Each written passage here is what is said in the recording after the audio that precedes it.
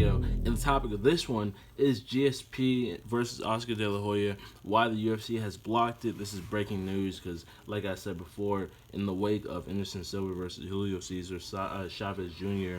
and Khabib declining the fight against Floyd Money Mayweather, there has been like a massive UFC/MMA versus boxing that's been going on ever since Conor versus Floyd, and MMA fighters have really started to see the potential of getting that boxing bag, because obviously UFC MMA fighter pay is nowhere near the scale of boxers. So yeah, GSP wants to get in the boxing side of things a little bit and get the bag, but the UFC has blocked it. So in this video, I'm gonna be going over why and how GSP could potentially get out of it. But before I do, I want you guys to hit the like button on the video, subscribe to the channel, and comment down below what you think of GSP versus Oscar De La Hoya.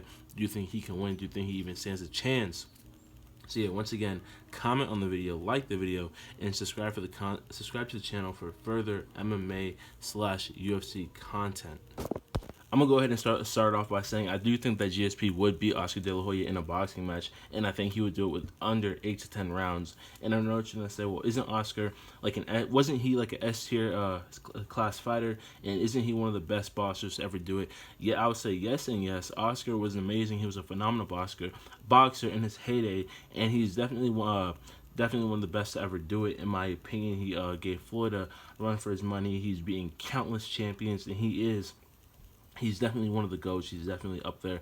Definitely one of the best fighters to ever rep from the Mexican flag and everything like that. However, I think the fact that GSP stays in phenomenal shape, he stays in phenomenal shape year round, and he's still extremely active. Like, if you guys keep up with him and you guys follow his Instagram page, you'll see that he does a bunch of muscle ups and stuff like that. He does a whole bunch of cardiovascular activities. He does a bunch of functional movement exercises. He stays in fight shape. We see his work all the time. It's one of the biggest things about him. He's a gym rat through and through. It's one of the things that I love about him, and it's one of the things I feel like will give him the edge. Because even though Oscar he has that pure boxing like the instinct for it, and it's been honed into him, it's been drilled into him. That's why he's one of the GOATs. That's why he is who he is. I think the fact that Oscar has a massive drug problem, or had a massive drug problem, the fact that he's been out of the ring so long, ring rust, the fact that he doesn't spar, and he hasn't even been in the gym like that. Like, we can even tell his shape. At one point he was obese. At one point he was super skinny. At one point he was just like, slug body built. Like, you can tell, like, even with that Mexican style boxing, they do have the fast hands, they do have the sharp footwork and everything like that.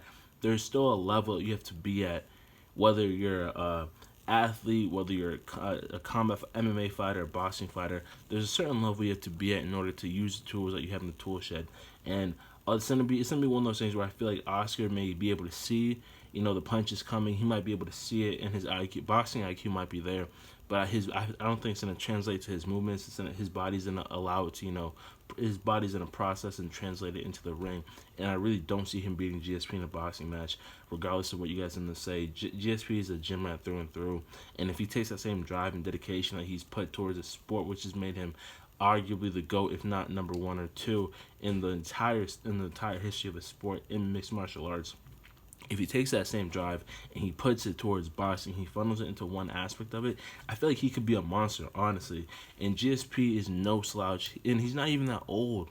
Like, especially if you're comparing him to Oscar De La Hoya, the fact Oscar De La Hoya's drug use has aged him immensely in terms of his conditioning and everything. But outside of that, GSP gets him out of there in 8 to 10 rounds. You can add me on it. You can quote me on it if it does ever happen in the future. As of right now, it's not that happening. The UFC has vetoed it, and I'm going to tell you guys why now.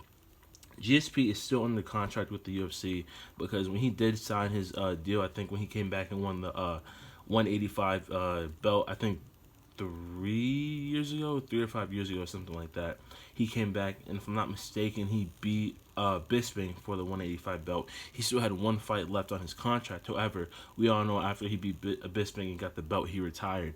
And Dana White was immensely upset by that, because GSP was the biggest star in the sport at the time, and he's widely considered the greatest of all time, if not number 2 to John Bones Jones.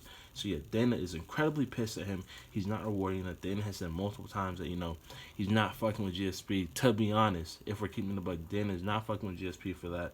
And yeah, so I think GSP, he obviously has the one way out of the contract. He can fight, and his contract will be up. That's where they were talking about him potentially fighting Khabib and Nurmagomedov, maybe a Conor McGregor, and slightly Kamaru Usman. Although GSP said he's not fighting Usman because Usman isn't the draw. From a competitive standpoint, it might be there, but he really just doesn't feel like there's need to fight Usman. However, with Khabib and Conor, for Conor, there's money side. Habib's dad before he passed always wanted him to fight GSP, so there's that too. Even though I think at 170 GSP would get Habib out of there, that's neither here nor there.